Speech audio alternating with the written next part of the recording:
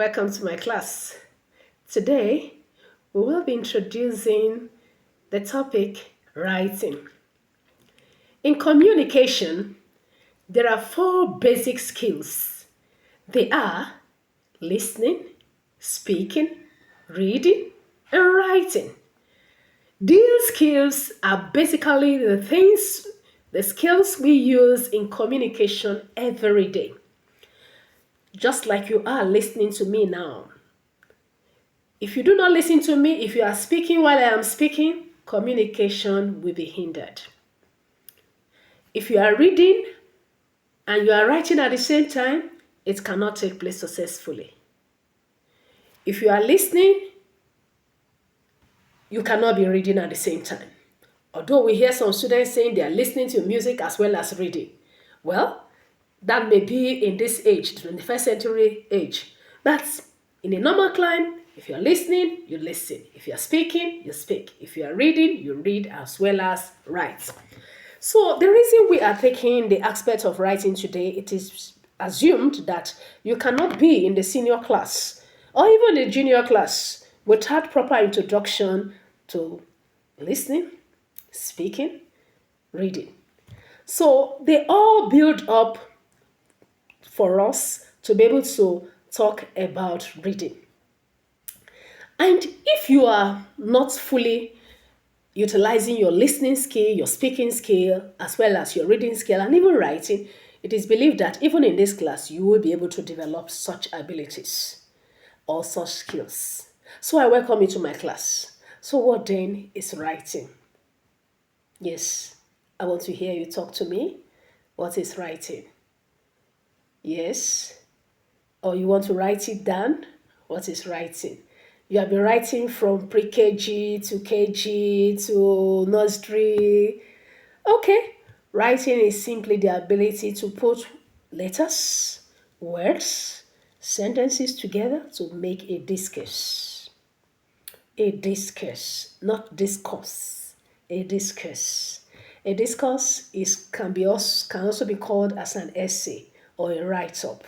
So your ability to put letters, sounds, words, sentences, phrase, all clauses together all make up the ability to write. So it's the graphical representation that are understandable to anybody. So if I put the letter A on a paper and I write it A, can you write A? Does it make meaning? Yes, it makes meaning because you can say a man, a cat, a pen, or whatever. You see, so it's meaningful. So, for you to write very well, you need to practice always, persistent practice. And that's equally applicable to all the other skills. If you want to listen effectively, you must practice effective listening. If you want to speak effectively, you must practice effective speaking. If you want to read effectively, you must practice reading all the time. And as you do that, you develop the skills. Now, let me assume that before you can write effectively, you must have been exposed to the forms, functions, and the properties of grammar. Because if you do not know tenses very well, if you do not know the mechanics of writing, putting your punctuations and how to use the punctuations, how to use capital letters, you can't write effectively. So all those are fundamental issues that you must have learned before you can write effectively. So now let's look at the nature of writing. How does writing really look like? What are the properties of a good write-up? What are the properties of a good write-up? Number one on the list before me here is that you should be able to think. Your imaginative power must be sound. And you cannot think effectively if you have not read wide. So you must read. So when you read all those storybooks you are reading, all the stories you listen to, they all help you to write effectively. So you must think. When you are able to think, you are able to imagine whatever you want to write, you will be a good writer. thinking. Another thing that is important in to that will enable you to write very well is organization. Number two, organization. If you think very well, bring out your points, and you do not know how to organize your points very well, you have problems. You have problems with such. So now let's start. The first thing that you need to think about is one, if you have a topic, let's say for instance, you are asked to write a letter to your friend, informing him about the situation in your nation. Three situations in your nation that warrants urgent attention and the possible solutions to such problems. That is just a letter. That letter, as simple as it looks, it will demand that you sit down and think. You think, what are the serious problems confronting my nation? Now, I want you to think now. Just 1 minute, you can use it to think. Yes, what are the serious problems? Yes. Okay, thank you. I know you must have got enough points now. Yes, yes. Can I hear you? What are your points? Yes, thank you. Insecurity, unemployment, bad roads, poor social amenities. Okay, poverty. The list is endless. But don't forget, the question says 3 points. 3 points, three urgent problems, three solutions. Yes. So now you have thought of it. Which one is very serious? Which one is the most serious among these problems? Yes. Okay. Security. Yes, security. Because if you are not secured and you want to you get a job and your life is at risk, you can't go to a place of work. You can't successfully arrive at where you want to go to. So it's good you get secured first. Yes. Poverty. Yes, poverty. Poverty is a major problem. If somebody is poor, he can't enjoy himself. He can't even be in school. Do you know if poverty catches up with any of us there now, we will be deprived of schooling. Thank you. Thank you. Unemployment. Thank you. These are major problems. So you having outlined your problems, you have outlined them, you have said, oh, these are the problems of this particular nation. You have outlined them, you put them down.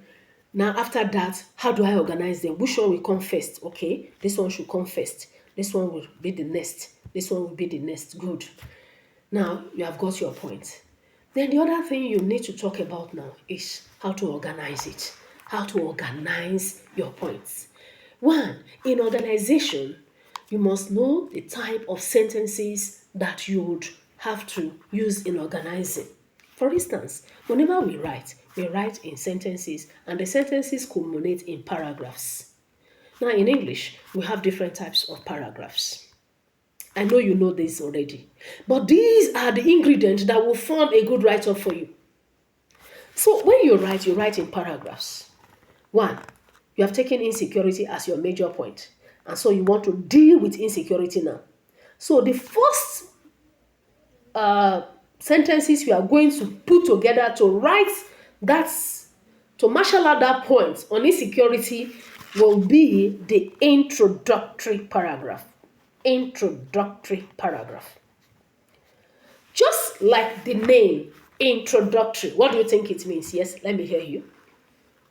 Yes, introducing, the starting, that paragraph that starts, that paragraph that begins. Yes, good. I like that. Now, what are the things that should be in such a paragraph? One, in introductory paragraph, you must be able to explain. You can highlight. You can state. You can also discuss it. For instance, insecurity. You can start by talking about insecurity.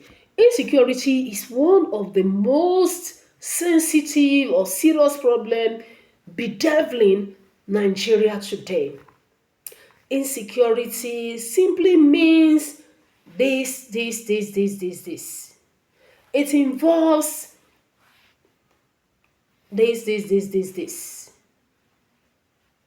So you explain and highlight these problems, you explain them, you flesh it up very well. Having done that, you can now go to the second paragraph. The second paragraph will be a transisting paragraph or transitory paragraph.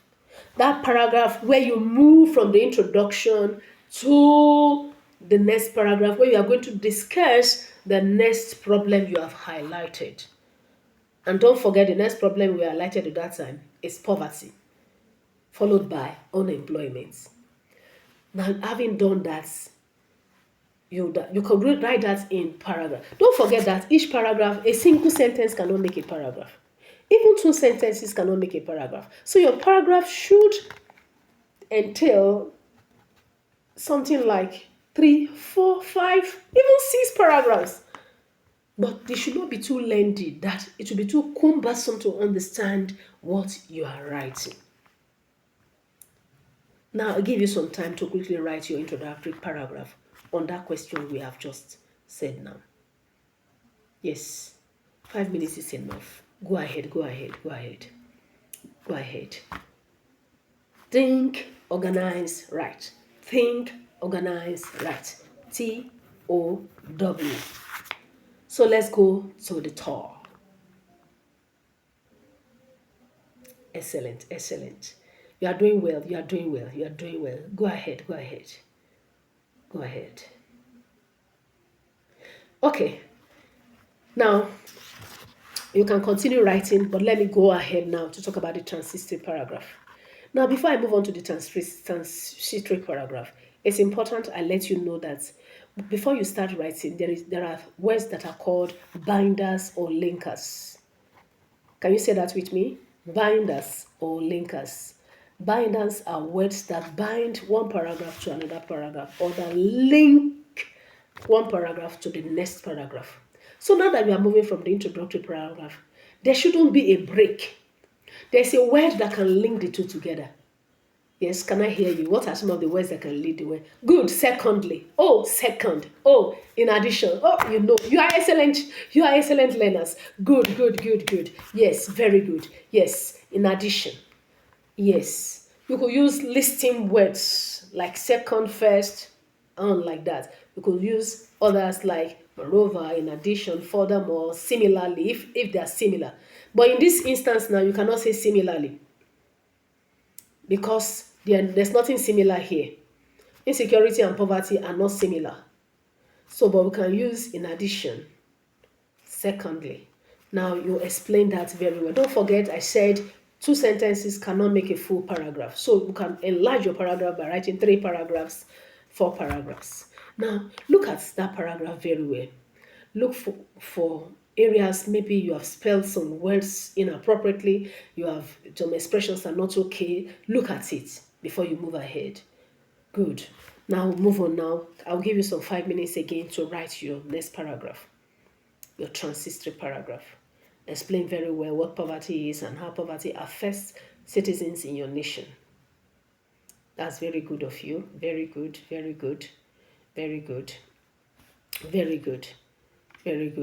Now, you see what you are doing now is cause and effect.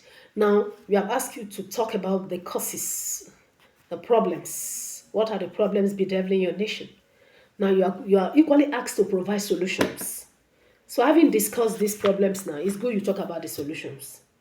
What are the solutions? Yes, provision of jobs. It is popularly said an idle hand provides what? A befitting workshop for the devil. So if our youth are engaged, they are employed, they will not have time to think about insecurity, because their hands are full of activities, things that are generating funds to them. So we need to put that as part of our solution. Now we move on. Make sure that your sentences are clear. Make sure that they are united. The one sentence dovetails to the next one.